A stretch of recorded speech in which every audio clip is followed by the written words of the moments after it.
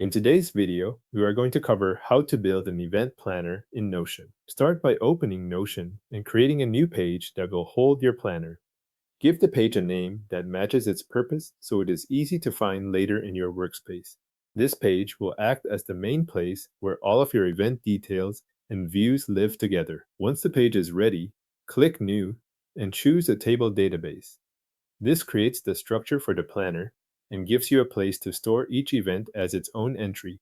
A table view is a good starting point because it lets you see all of the fields at once while you build the database. Next, add the properties you want to track for every event. Create fields for event name, date, time, location, status, event type, organizer, and notes. These properties give each event a clear record and help you sort and review information later.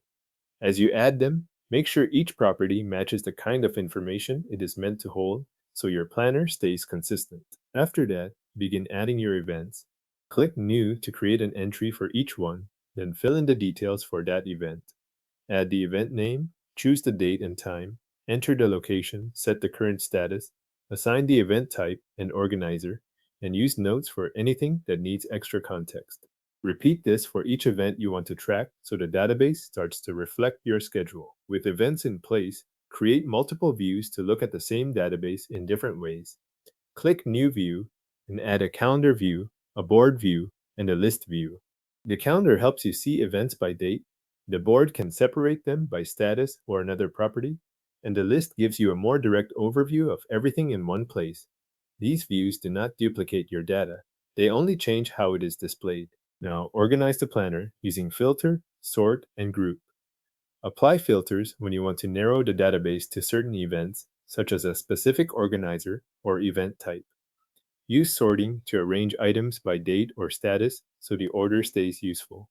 Grouping can help you cluster events by organizer, event type, or status, depending on how you want to review them at a glance. Then open View Settings to customize the database.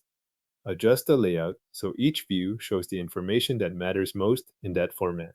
Manage property visibility to hide fields that are not needed in a specific view and keep the screen cleaner. If your workspace supports it, apply conditional colors to highlight important events or draw attention to statuses that need review. From there, keep the planner updated over time.